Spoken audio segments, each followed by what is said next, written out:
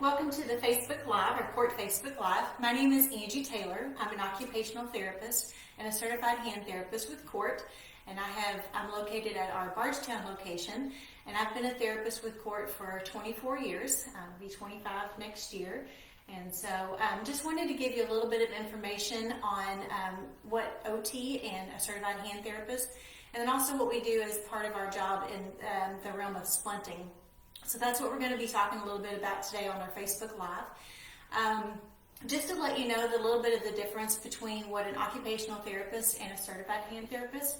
So an occupational therapist is a therapist that has completed the curriculum in OT, occupational therapy, and it is currently a master's program and soon getting ready to go into a doctorate program. And once you've completed that, to be a certified hand therapist, you can actually either be an occupational therapist or you can even be a physical therapist. And the requirement is that you have to be out of school for 3 years, and then you've worked 4,000 hours working directly with upper extremity type conditions.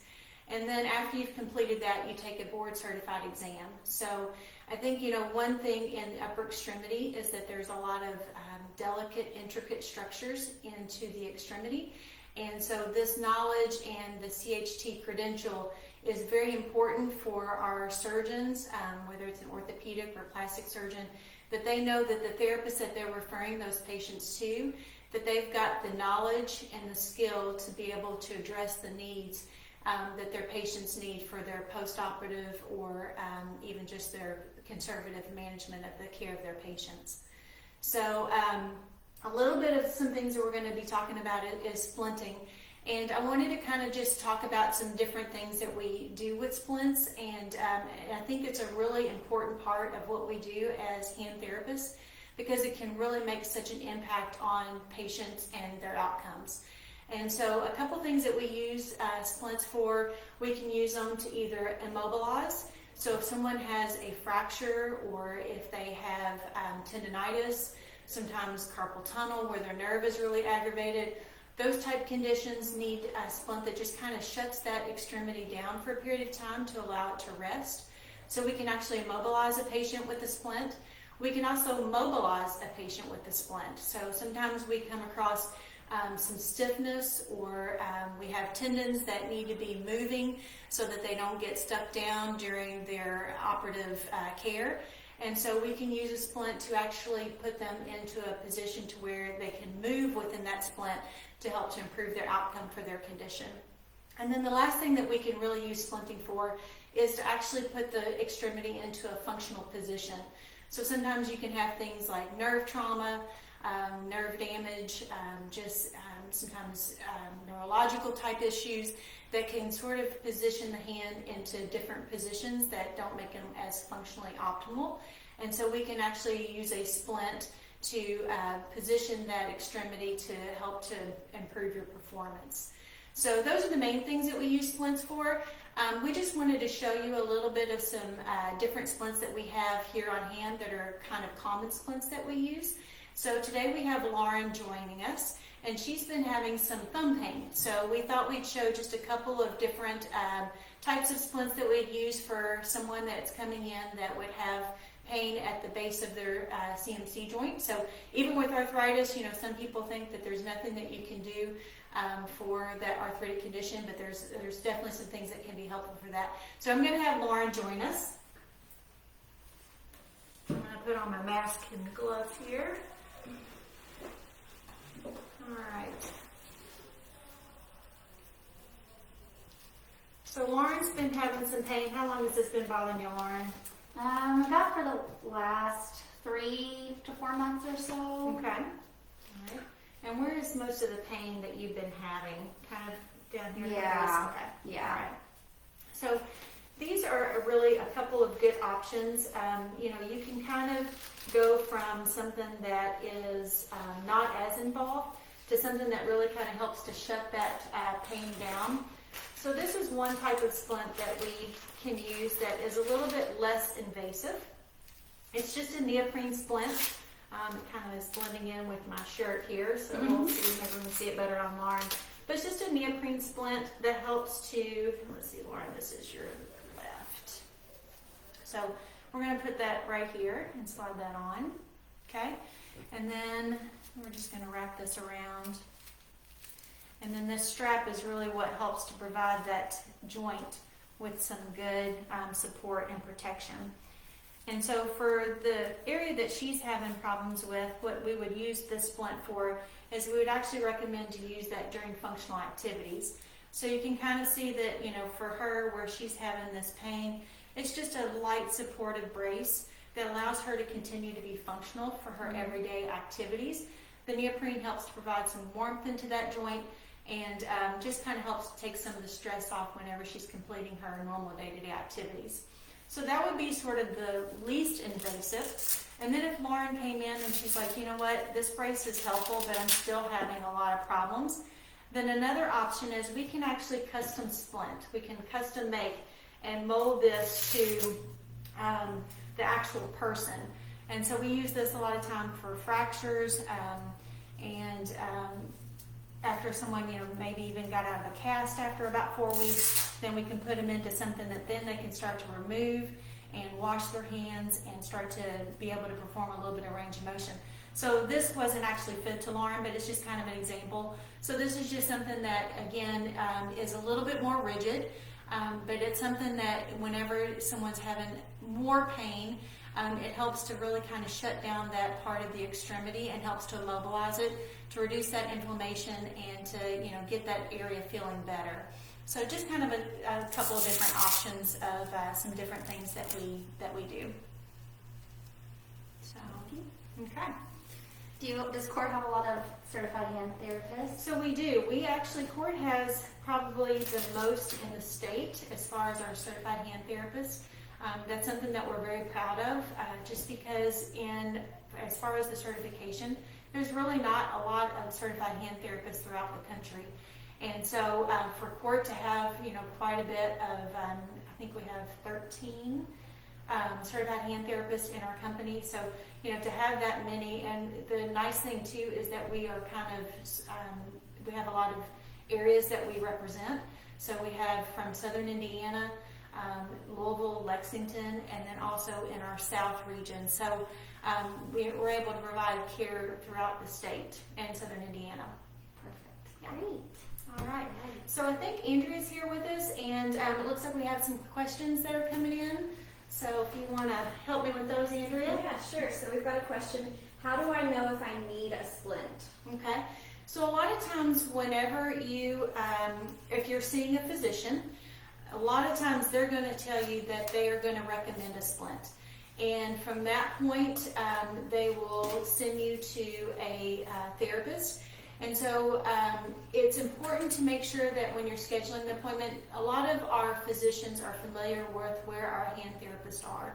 And so they most likely will send you to a location to where a therapist is currently practicing. But if for some reason you're calling a location that's maybe just close to your home, you probably want to make sure that you ask if that therapist is a certified hand therapist and if they can do splinting. So those would be two good questions to ask before you actually make the appointment.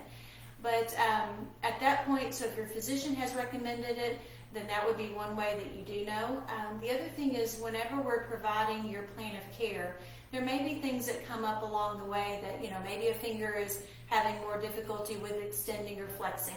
At that point, we'll make that decision on your plan of care and come up with sort of an idea together to whether that splint's going to be the right plan for you. Okay, we have a viewer who says they have trigger finger and they want to know, what can a certified hand therapist do? Okay, so there are some things that can be done for a trigger finger, and I actually brought one of those little splints here that we use. Again, it's, you know, a trigger finger is basically where the tendon is sort of inflamed.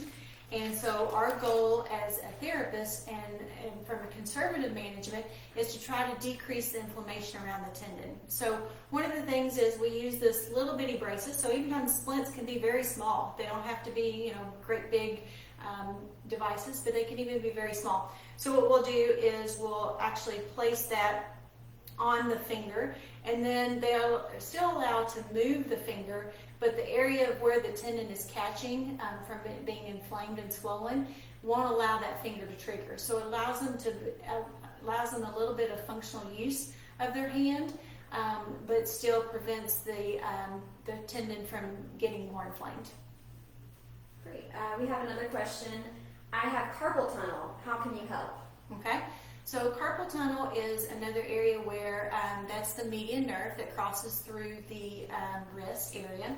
And so one of the splints that we use for that, the recommendation is sometimes people have awkward postures that they sleep at nighttime, and they can really irritate the nerve. And so usually the one area that we recommend is to splint at nighttime.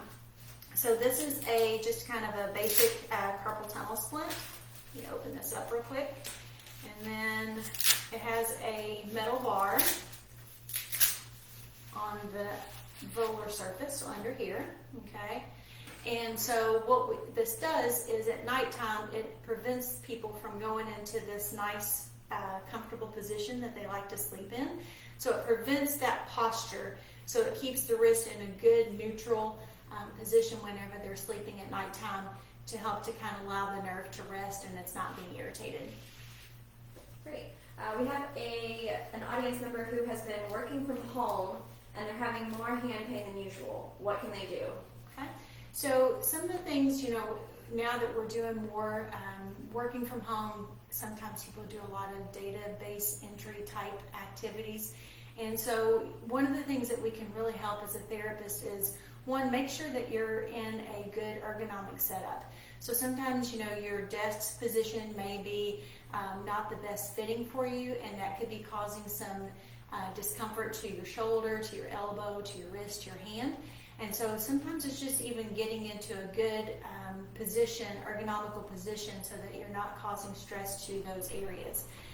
Sometimes it's just, good posture. So making sure that, you're not in a slump position, or that you're in a good postural position whenever, and then taking rest breaks. So what we'll usually do is we'll show people some stretching exercises. So, getting up to move, or stretching the area that's a little bit aggravated, so that the muscles and things aren't getting tight and that they're balanced out. Great. Do I need a doctor's referral to be seen? Okay.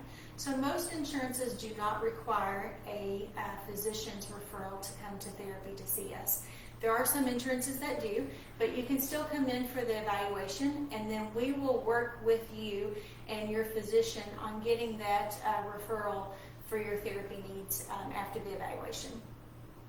Okay, and will my insurance pay for me to see a CHT? Yes. So basically, we're an occupational therapist or a physical therapist, and insurances do cover occupational and physical therapy based on your insurance plan. And so most insurances do cover therapy services. Great. And how do I schedule an appointment? Okay, so the best way to do is you can go to our KORT website. That's www.KORT.com, and you can look for the locations. It even has the areas that have hand therapy services. So if you're looking for a hand therapist in particular, you can go to that website and find a location that's close to you. We also have a centralized number, and that is 1-800-6564, make sure I'm saying it right, 645-KORT. Okay, that's all our questions. All right. Well, thank you guys so much for joining us. I hope this gave you a little bit of information on the difference between a therapist, occupational therapist, and physical therapist versus a certified hand therapist, and then some common splinting things that may be helpful for your hand therapy needs. Thank you.